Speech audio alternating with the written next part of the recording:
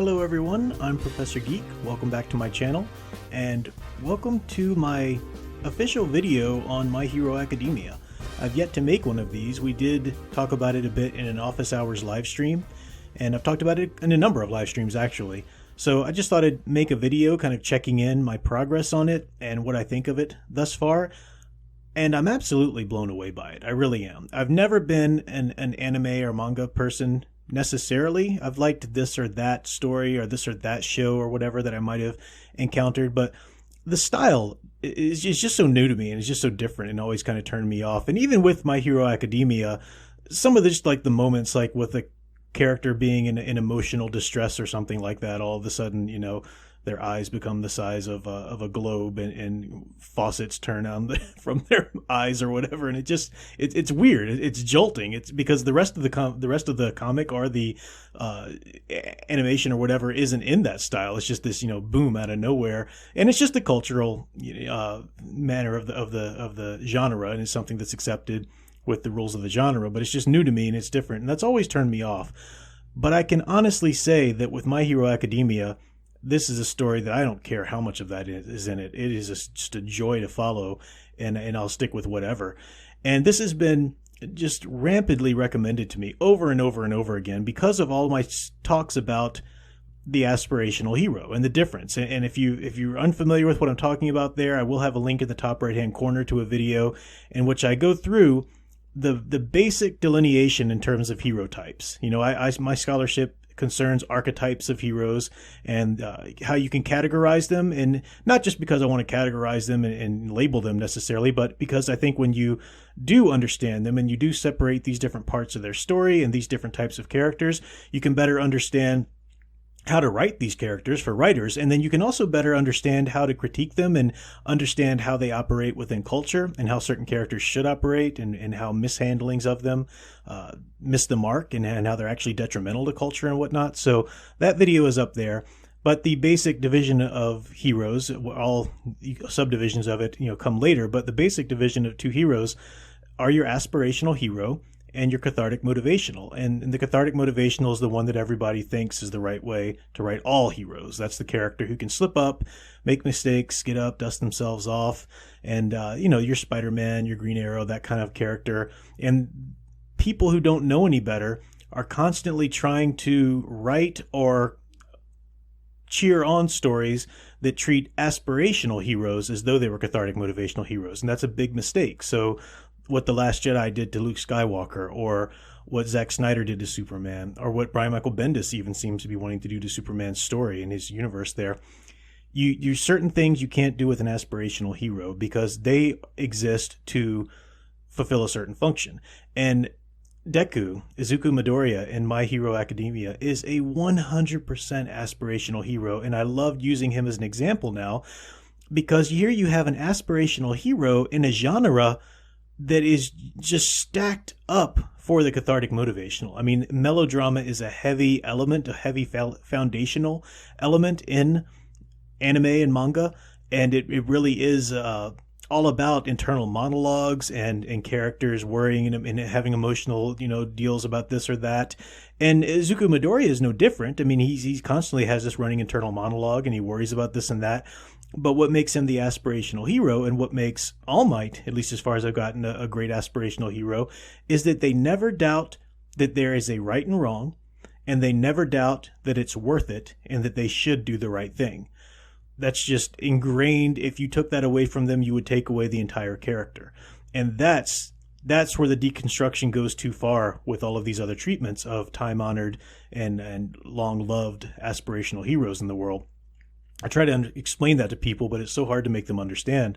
And Izuku Midoriya is just a wonderful example. And he starts out as an underdog. There's so many things to make this such a beloved story. And I truly do understand now how people love it so much and why it's so constantly recommended. And anytime anybody talks to me about anime or manga, they've got me also paranoid about pronouncing them correctly. So I might correct myself a number of times.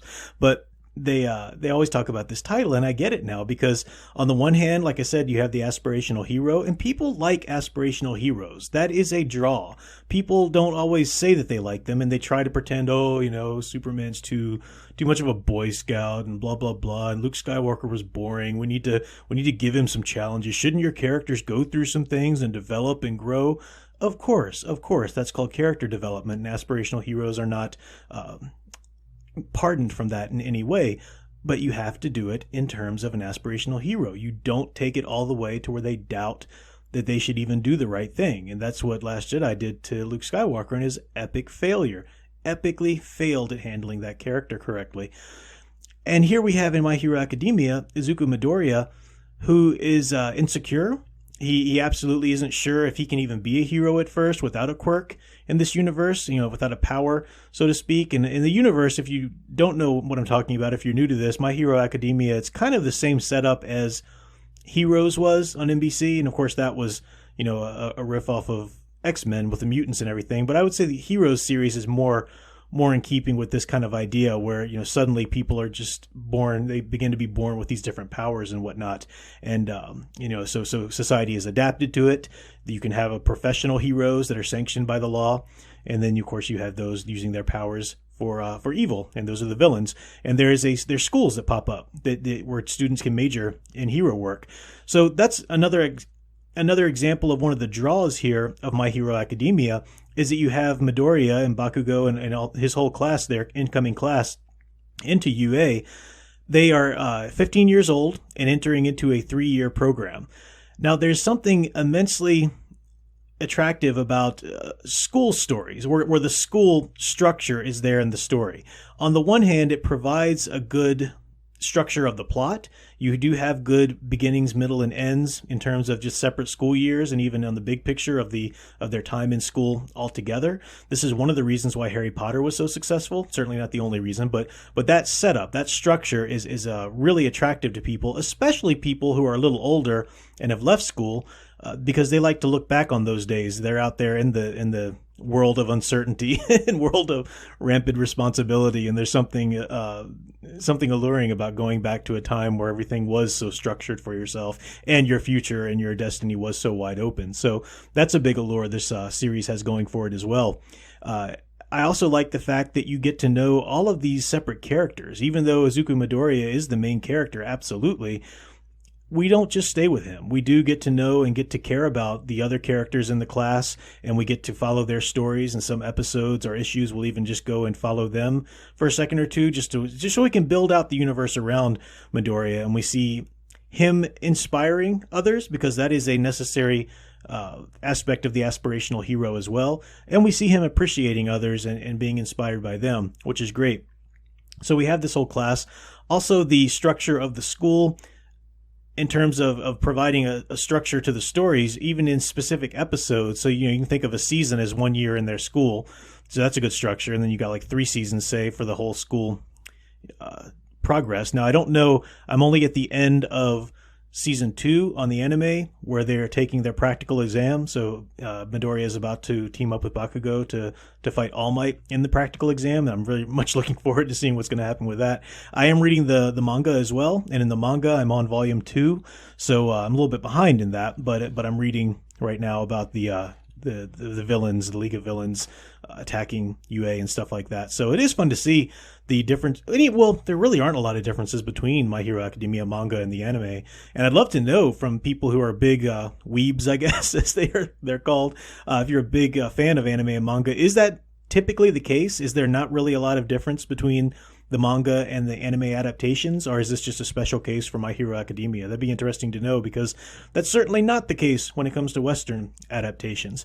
But circling back, going to what I was saying, even in specific episodes, you can have challenges like the exam, or like the entrance exam, or like the internship, or whatever, and that's built into that structure of going to school as well. And it works for the genre of anime and manga, because it is very melodramatic, and you can't get more melodramatic than high school. I mean, that's just the emotions and the hormones and the broken dreams and the insecurities and all of that from teenagers. But it also plays into Izuku Midoriya's aspirational story so incredibly well, because his destiny's wide open to him, and he's wanting to make the most of it, the best he can, and that's also an innate part of that stage of life. And I love that. And we have the heroes, the teachers, the mentors, so it plays very much easily into the hero's journey. It's just a great story. I kick myself for not having checked it out earlier, and I really do thank everybody who tirelessly recommended it to me and finally got it through my thick skull that this was something I would enjoy. And so I'm very much looking forward to it, and I'm looking forward to this whole world of anime and manga. I know I've talked about it on Twitter a bit, and people recommend a lot of different things. And it'll take me a while. I tend to pick one thing that I like, and then I just really tear into that. So right now I'm thoroughly, going through My Hero Academia, and I'm going to revisit the Ghost in the Shell standalone complex and Hellsing, which were the two titles that I had been fans of even before all of this. So then I will definitely check out some other things, perhaps some Cowboy Bebop or Full Metal Alchemist and stuff like that. But I do appreciate everybody recommending it to me and talking to me in the live streams, our office hours live streams about it. But I wanted to make this video just to provide a little bit of analysis in terms of my scholarship on heroes, and he's definitely an aspirational hero, and there are reasons that this story and the structure works and appeals to so many people. He also, as an aspirational hero should, he received his call to adventure long before his empowerment. And a aspirational hero's call to adventure should be destiny oriented.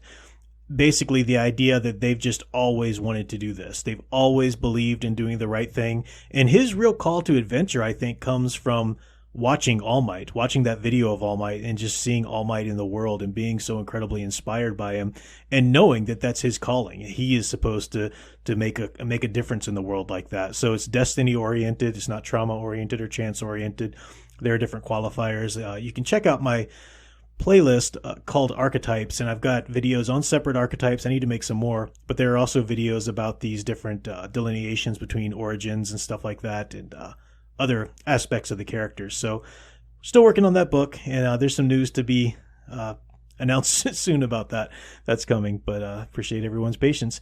So thanks to everybody for supporting me on the Patreon. I truly appreciate that. Just $1 or $2 a month, whatever you want to support. There are tiers for receiving feedback on your own writing, but the $2 a month tier, you get access to the patron exclusive videos, but then also to a monthly giveaway. And one of the giveaways is going to start being now a DVDs with our commentary from our movie rewatches that Big Al and I do, and sometimes we'll have other guests on there for those rewatches. And Troy and Nanette, sorry. Troy always calls her Netter, and I was like, that's just not right in my head. Yeah, but Troy and Nanette, big fans of the channel, and definitely appreciated fans. Absolutely, they're great to have around. They have been taking those commentaries and placing them on a DVD of the actual movie itself, and they've got these really cool designs up and everything for it. So they provide me a couple copies of those, and I'm going to start giving those away through the Patreon. So definitely get in there, support the channel with your $1 or $2. Well, $2 a month gets you the giveaway access. So we don't have a lot, terribly a huge amount of patrons. So if you do go ahead and support now, you'll have a pretty good chance of becoming that winner of the giveaway one of these months coming up. So thanks to anybody for checking that out. Thanks to people for liking, subscribing, just coming and hanging out with us in the live streams. I appreciate it. You can follow me and support me on Twitter. It's at Michael Kreitzer. The link's in the description below. And until next time, keep enjoying and digging deeper into the hero stories you love. Thanks for watching.